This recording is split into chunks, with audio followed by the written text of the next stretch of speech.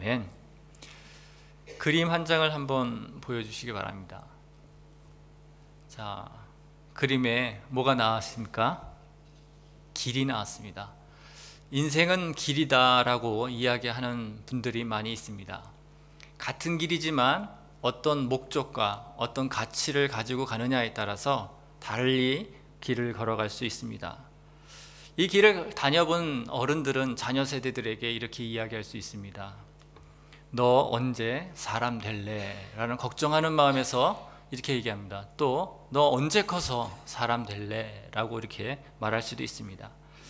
여기서 말하고 있는 너 언제 커서 사람 될래? 라는 말 속에는 몇 가지 의미가 숨어 있습니다. 어떤 게 숨어 있냐면 너 언제 커서 네 밥그릇 책임질래? 라는 말이 사실 거기 안에 숨어 있습니다. 그리고 밥그릇뿐만 아니라 사회적으로 나가서도 내가 어떻게 사회 사람으로서 직장인으로서 어떻게 역할을 할래? 라는 부분이 포함되어 있습니다. 그렇다면 경제적으로 또 사회적으로 독립하면 정말 그 사람은 사람이 되어 가는 것일까요? 정말 사람이 사람 되어서 책임을 다하고 바른 길로 가는 것일까요? 성경에도 길이라는 게 있습니다. 어떤 길이 있는지 말씀을 통해서 보도록 하겠습니다. 사도행전 9장 1절에서 3절 말씀인데 3절 말씀만 같이 읽겠습니다. 시작. 사울이 길을 가다가 다메섹에 가까이 이르더니. 사울은 지금 가고 있는 길이 있습니다. 어떤 길을 가고 있습니까? 위협과 살기가 등등해서 그런 마음으로 가득 찬 마음으로 1절의 말씀처럼 정당하고 합리화된 그런 문서를 한 손에 공문을 들고 가는 길입니다. 더 정확하게 말하면 남녀노소 불문하고 예수 믿는 사람을 핍박하러 가는 길에 있습니다. 어떻습니까? 비장한 마음을 가지고 떠나는 사울, 사람이 사람 되는 길을 잘 찾아 떠나는 사람 같습니까? 그렇다면 또 어떤 길을 가는 사람이 있는지, 사람이 사람 되어 바른 길을 어떻게 찾아가는지 사도행전 13장 3절 말씀 같이 읽도록 하겠습니다. 이에 금식하며 기도하고 두 사람에게 안수하여 보내니라. 사람을 보낸다. 성경에서 사람을 보낸다라고 말하는 의미는 사람을 파송하는 겁니다. 떠나게 하는 것입니다. 이런 의미가 숨어 있습니다. 길을 걷게 하는 것은 어떤 이슈가 있기 때문에 길을 걷게 하는 것입니다. 여기서 중요한 것은 무엇 때문에 이 길을 걸어가느냐라고 우리는 주목해서 성경을 다시 살펴볼 필요가 있습니다. 사도행전 13장 2절 말씀입니다. 주를 섬겨 금식할 때에 성령이 이르시되 내가 불러 시키는 일을 위하여 바나바와 사울을 따로 세우니라 하시니. 무엇을 주목해서 봐야 됩니까? 성령이 이르시되입니다. 성령이 하신 말씀을 따라 길을 걷고 있는지 아닌지를 주목해서 저희들은 살펴봐야 합니다. 성령으로 시작된 일인지 아닌지, 내 육신으로 생각으로 말하고 있는 건지를 잘 구별해서 가야 한다는 것입니다. 사람이 사람 되는 것은 무엇입니까? 서두에서 말씀드렸던 것처럼 경제적으로, 사회적으로 독립하고 책임을 다하는 것이, 그것이 사람이 사람 되는 것입니까? 아니면 내 생각대로 하나님을 섬기는 것이 사람이 사람 되는 것입니까? 그렇지 않습니다. 사람이 사람 되는 것은 하나님의 계획을 성령의 말씀으로 듣고 그 길을 걸어갈 때, 성령이 인도하시는 그 길을 걸어갈 때 바른 길을 찾아서 걸어간다라고 이야기하고 있습니다. 사울 생전에 보면 사울이 전에 걸었던 길이 있고 사울이 예수님을 만난 후에 걷는 걸음이 있는 것을 조금 전에 말씀으로 살펴보았습니다. 그런데 사울이 예전에 걸었던 걸음에 대해서 잠언서를 통해서 한번 보도록 하겠습니다. 잠언 22장 5절 말씀입니다. 시작. 패역한 자의 길에는 가시와 올무가 있거니와 영혼을 지키는 자는 이를 멀리하느니라. 사울이 예전에 걸었던 길은 어떤 길입니까? 패역한 자의 길들과 같다 이야기합니다. 올무가 되는 길이었습니다. 자신의 영혼도 지킬 수 없는 길이었습니다. 내 보기에 아무리 합당해 보여도 그가 걸었던 길은 멋있게 보였을지 몰라도 분명한 사실은 폐역한 길, 전쟁터에서 지고 만 길을 걸었던 것입니다. 그랬던 그가, 도저히 불가능해 보였던 그가 사도행전 13장에서 그 이후로부터는 전혀 다른 길을 걸었습니다. 다시 잠언 말씀을 통해서 보도록 하겠습니다. 6절 말씀입니다. 마땅히 행할 길을 아이에게 가르치라. 그리하면 늙어서도 그것을 떠나지 아니하리라. 어떤 길이죠? 마땅히 행할 길입니다. 사람이 늙어 죽어도 내 영혼을 온전히 지킬 수 있는 그런 길입니다. 나는 물론이고 다른 사람에게도 사람이 사람 될 수 있는, 그렇게 해서 길을 걸을 수 있도록 그 길을 예수님으로부터 사울은 배웠습니다. 사울은 예수님으로부터 부름받고 그 가르침을 받았습니다. 이처럼 사울이 그랬듯이 저와 여러분도 우리들에게 맡겨진 자녀들에게 마땅히 행할 길, 그 길을 바르게 걸어갈 수 있도록 가르치고 보여주어야 합니다. 첫 번째 살펴볼 것은 마땅히 행할 길을 자녀에게 가르치는 부모는 무엇을 해야 하는지 보도록 하겠습니다. 무엇을 해야 합니까? 하나님의 선물을 확인시켜 주어야 합니다. 이 선물은 땅에서 만들어지는 선물이 아니라 하나님이 주신 선물인 것입니다. 사도행전 2장 33절 보도록 하겠습니다.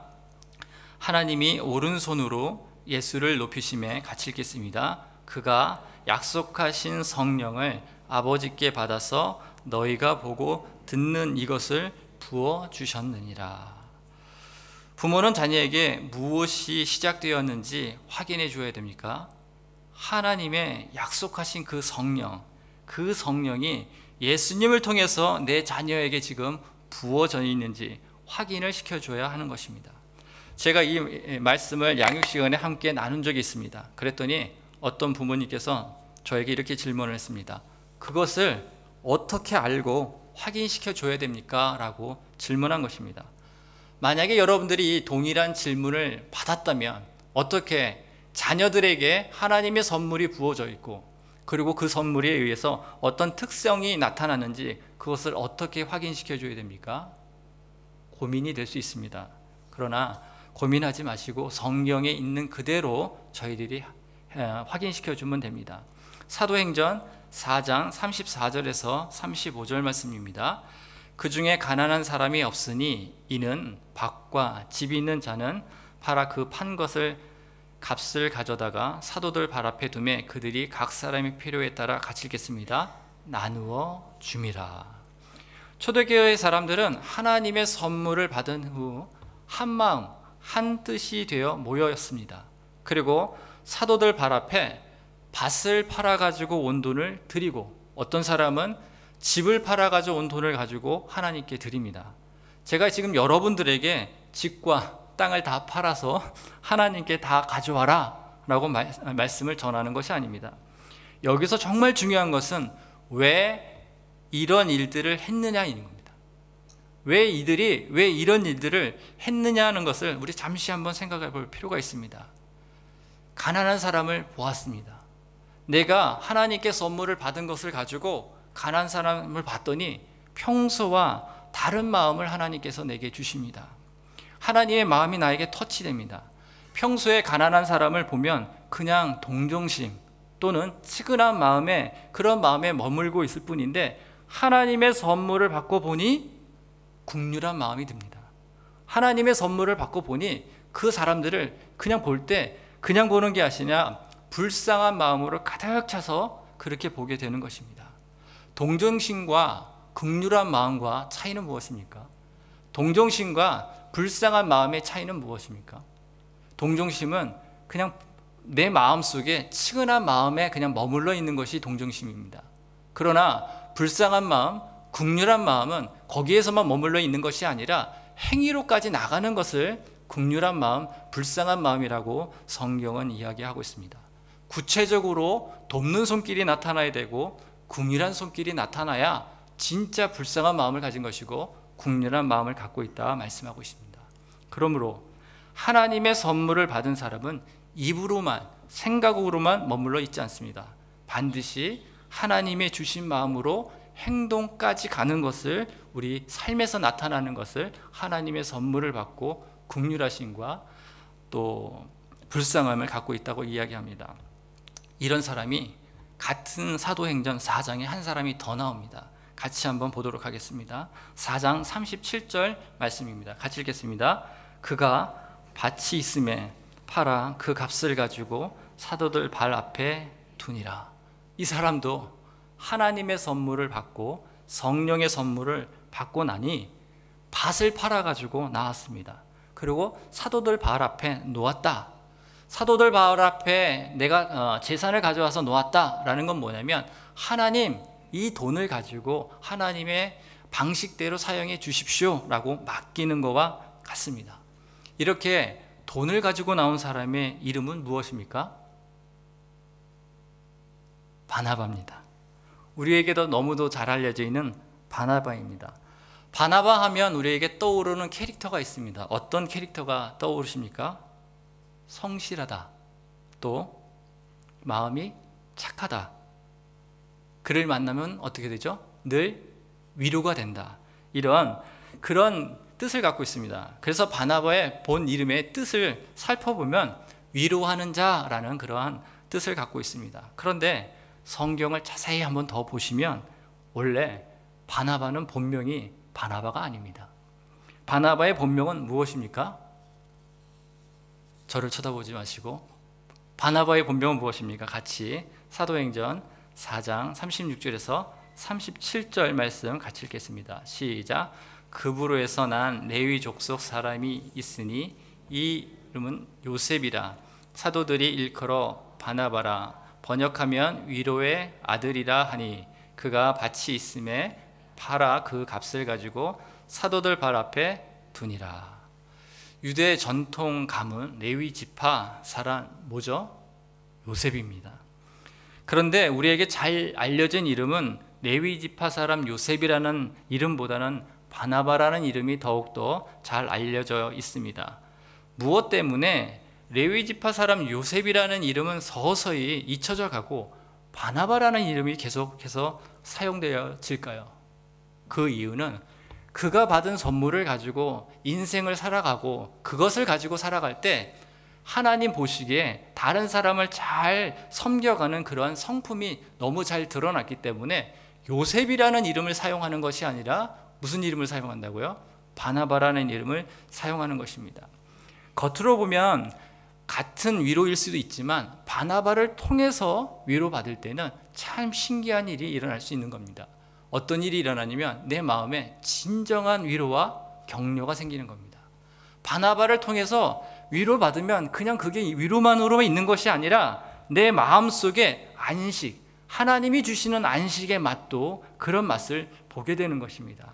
이렇듯 하나님의 선물을 받은 사람은 숨기고 싶어도 숨길 수 없습니다.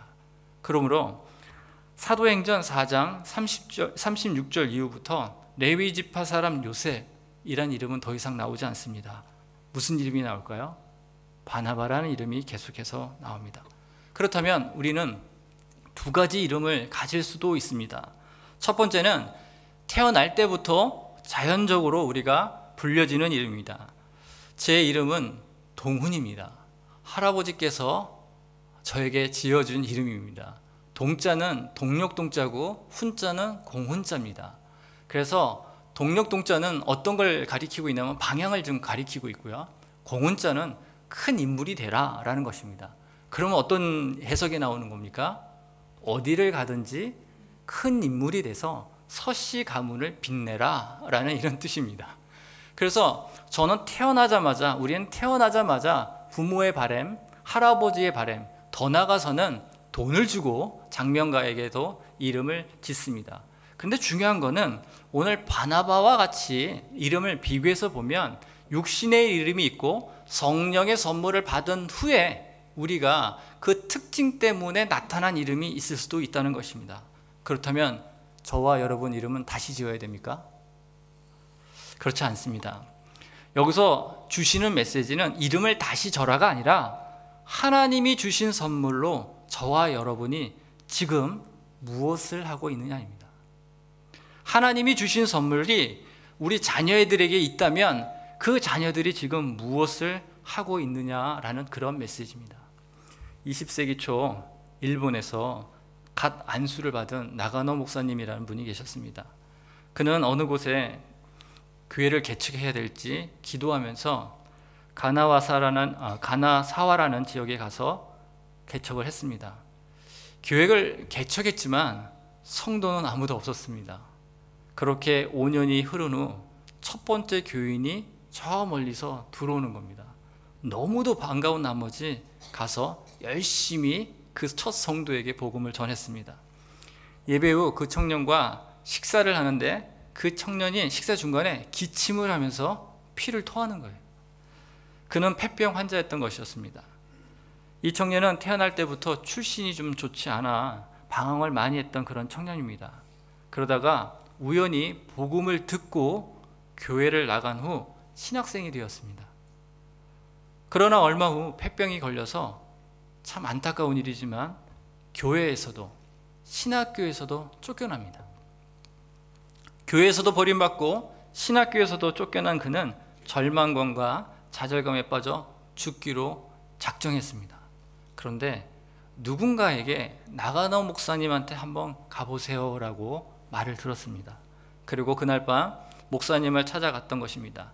이 청년은 자신을 따뜻하게 맞아준, 그리고 먹을 것을 주고 말씀을 가르쳐 주신 그 목사님을 보고 아주 중요한 결단을 합니다. 하나님, 나의 하나님, 내가 이 병에서 만약에 낫는다면 저는 가난한 사람을 섬기는 사람이 되겠습니다. 그들의 영의 양식을 먹이고 복음을 전하는 사람이 되겠습니다 라고 결단했습니다. 이 청년이 바로 일본 빈민 선교의 아버지인 가가와 도요이코 목사님입니다.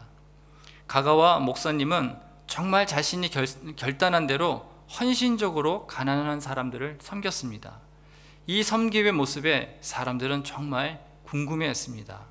여러 기자들이 모여 목사님에게 묻습니다. 목사님, 어떻게 해서 그렇게 먹이고 입히고 그렇게 섬길 수 있습니까? 라고 물었습니다. 그때 목사님이 이렇게 대답을 했습니다. 저는 배운 대로 합니다. 제 선생님은 제가 흘린 핏덩어리를 피가 나왔을 때 직접 닦아주셨습니다. 제가 죽을 지경에 처했을 때 외면하지 않으시고 밥도 주시고 하나님 말씀도 가르쳐 주시고 저에게 힘이 되어 주셨습니다. 저는 그분이 하신 대로 따라하는 것 뿐입니다. 저는 배운 대로 합니다. 사랑하는 성도 여러분, 사람이 사람 되게 하는 것은 무엇이라 생각하십니까? 부모가 먼저 해야 할 일은 하나님께 받은 선물이 무엇인지를 삶으로 내 자녀에게 보여주는 겁니다. 그리고 내 자녀 또한 하나님께 받은 선물의 특징이 어떻게 나타나고 있는지를 삶으로 서로 말씀으로 확인시켜 주는 겁니다. 여러분들의 자녀들에게는 어떠한 삶의 특징이 나타나고 있습니까? 레위 지파 사람 요셉이 바나바가 되어 위로하는 사람, 복음을 전하는 사람이 되었던 것처럼 그런 특징이 나타나고 있습니까?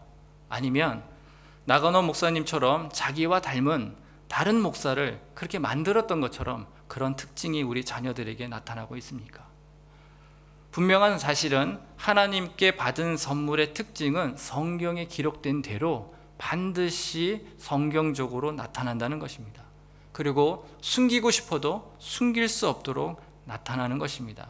그러므로 마땅히 행할 길을 자녀에게 가르치는 부모는 하나님의 선물을 통해서 하나님의 뜻이 우리 이 땅에 이루어지도록 보여주고 확인시켜주고 사람이 사람 될 수 있도록 하는 것입니다.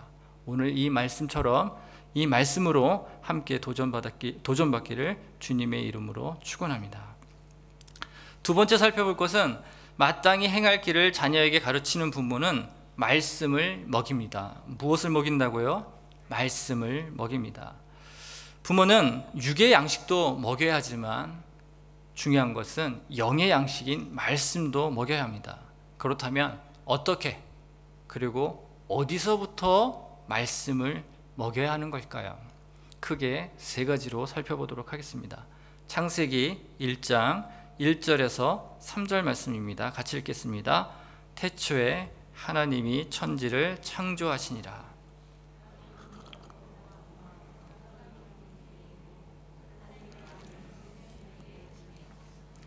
하나님이 이르시되 빛이 있으라 하시니 빛이 있었고. 하나님이 하늘과 땅의 모든 피조물을 창조하실 때 무엇으로 창조하십니까? 말씀으로 창조하십니다. 하나님이 말씀하시면 없었던 것이 눈에 보이도록 그런 실체가 나타나는 것입니다. 빛이 있으라 하면 빛의 실체가 나타납니다. 땅이 있으라 하면 땅이 솟아나옵니다. 별들이 있으라 하면 하늘의 별들이 나타나는 것입니다. 창조의 도구는 곧 하나님의 말씀이 됩니다. 창조의 도구는 하나님의 말씀의 능력이 되는 것입니다. 저와 여러분이 서 있고 저와 여러분이 앉아 있을 수 있는 이 땅, 지금 호흡하고 내뱉으면서 우리가 마실 수 있는 이 공기, 이 모두가 하나님의 걸작품입니다. 우리 몸에는 5%만 부족해도 혼수 상태로 가고 12%만 부족하면 죽음에 이를 수밖에 없는 것이 있습니다. 무엇일까요? 무엇일까요? 한자입니다. 물입니다. 담임 목사님께서 물을 물로 보지 마라 이렇게 한번 설교하신 거 있었는데 기억나시나요? 물을 물로 보면 감사가 없습니다.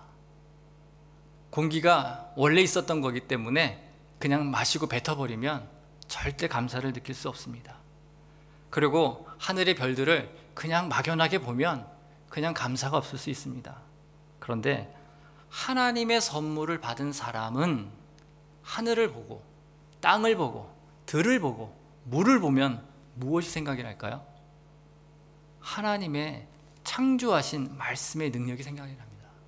그래서 하나님의 말씀을 가만히 생각하고 하나님이 일하신 일들을 말씀을 묵상하면 모든 것이 감사와 믿음으로 바뀝니다. 그러므로 부모가 해야 될 일은 창조시적 신앙을 가질 수 있도록 말씀을 먹여 주어야 합니다. 저와 여러분 모두가 말씀을 잘 먹여서 우리 아이들이 창조적 신앙을 잘 가질 수 있도록 하는 부모만 되시기를 축원합니다. 두 번째입니다. 두 번째는 히브리서 1장 1절에서 2절까지의 말씀입니다. 같이 읽겠습니다. 옛적에 선지자들을 통하여 여러 부분과 여러 모양으로 우리 조상들에게 말씀하신 하나님이 이 모든 날 마지막에는, 여기서 이 모든 날 마지막에는 마지막 때는 이라는 의미입니다. 아들을 통하여 우리에게 말씀하셨으니 이 아들을 만유의 상속자로 세우시고 또 그로 말미암아 모든 세계를 지으셨느니라. 옛날 옛적에 하나님은 선지자를 통해서 말씀하셨습니다. 예언자를 통해서 말씀하셨습니다. 하나님이 옛날 옛적 하신 말씀이 지금 우리에게 무엇으로 남아 있습니까? 구약의 말씀 39권의 성경이 있습니다. 2절에 마지막 때는 누구를 통해서 말씀하신다고 했죠? 예수님을 통해서 말씀하셨다고 이야기하고 있습니다. 예수님을 통해서 말씀하신 말씀이 기록된 게 총 신약에 29권이 있습니다. 다시 말해 하나님의 말씀은 신구약 66권의 말씀입니다. 하나님의 말씀은 곧 하나님의 우리에게 주신 계시의 말씀입니다. 하나님의 계시가 기록된 성경을 보면, 그리고 성경의 말씀을 들으면 우리는 깨닫는 게 있습니다. 하나님의 계획이 어디에 있는지, 또 하나님의 뜻이 어디에 있는지 우리는 그것을 잘 깨달아 이 땅에서 축복의 통로로 사용될 수 있습니다. 그러므로 마땅히 행할 길을 자녀에게 가르치는 부모는 하나님의 뜻이, 그리고 우리 자녀를 통해서 하나님 하실 일이 무엇인지를 잘 말씀으로 먹여 확인시켜주는 일을 하는 것입니다. 말씀을 먹여서 우리의 자녀들이 하나님의 뜻과 계획을 잘 깨닫고 행할 수 있고 순종할 수 있도록 지켜가야 하는 것입니다. 세 번째입니다. 요한복음 1장 14절입니다. 말씀이 육신이 되어 우리 가운데 거하심에 우리가 그의 영광을 보니 아버지의 독생자의 영광이요. 같이 읽겠습니다. 은혜와 진리가 충만하더라. 사도 요한이 말씀이 육신이 되어 오신 예수님을 3년 동안 따라다니면서 보고 듣고 함께 해보니 깨달은 것이 있습니다. 예수님은 하나님께 만족시킬 수 있는 영광을 온전히 드릴 수 있는 분이라는 것입니다. 그리고 예수님은 은혜와 진리가 충만하신 하나님이라는 것을 깨달았습니다. 성경에서 은혜와 진리가 충만하다라는 것은 오직 하나님밖에는 없습니다. 하나님만이 하나님께 영광을 드릴 수 있는, 온전히 드릴 수 있는 그러한 하나님의 속성이 예수님께 있다는 것을 보고 들은 것입니다. 그러므로 마땅히 행할 길을 자녀에게 가르치는 부모는 은혜와 진리가 충만해질 수 있도록 예수님의 말씀을 계속해서 먹이는 것입니다. 말씀을 먹이면 아이들의 키가 크는 것이 아니라 아이들의 영적인 면이 커갑니다. 믿음이 장성한 분량으로 자라나는 것입니다. 제가 한번 아까 말씀드렸던 것을 정리해 보겠습니다. 마땅히 행할 길을 가르치는 부모는 3가지가 있어야 된다고 말씀드렸습니다. 첫 번째는 창조의 신앙이 잘 커질 수 있도록 말씀을 먹이는 것입니다. 두 번째는 하나님의 계획과 뜻이 어디 있는지 자녀들에게 잘 깨닫도록 말씀을 먹이는 것입니다. 세 번째는 은혜와 진리가 충만해질 수 있도록 신구약의 말씀을 계속해서 먹이는 겁니다. 이렇게 서로 맞물려서 말씀과 또 하나님의 계획과 창조의 신앙과 은혜의 진리가 충만하게 그렇게 가르쳐지면 아이들은 어떻게 될까요? 아이들에게 어떤 열매가 나타난다고 성경은 이야기하고 있을까요? 서두에서 읽었었던 잠언 22장 6절의 말씀입니다. 같이 읽겠습니다. 마땅히 행할 길을 아이에게 가르치라. 그리하면 늙어서도 그것을 떠나지 아니하리라. 늙어서도 하나님의 말씀을 떠나지 않고 살아가는 것입니다. 폐역자가 가는 길이 아니라 늙어서도 떠나지 않고 또 그 자녀가 또 그 다음 세대에 또 그 다음 세대에 하나님의 말씀을 전수하며 가는 것입니다. 말씀을 정리하겠습니다. 마땅히 행할 길을 가르치는 부모는 하나님의 선물의 특성이 잘 나타나게 보여주고 확인시켜 줘야 한다 말씀하셨습니다. 또한 자녀에게 주신 하나님의 선물이 무엇인지 확인시켜 주며 그것을 잘 자랄 수 있도록 부모의 역할을 해야 한다고 말씀하셨습니다.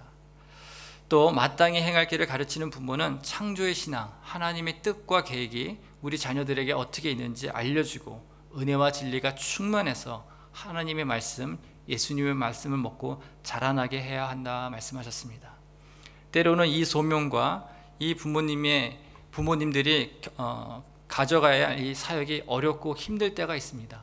그렇다 하더라도 포기하지 않고 또 게을리하지 않고 계속해서 내 자녀가 사람이 되는 길로 계속해서 훈련하고 교육해서 갔으면 좋겠습니다. 다시 말해 이 말씀 가지고 자식도 세우고 가정도 세우고 교회도 세우는 저와 여러분만 되시길 주님의 이름으로 축원합니다.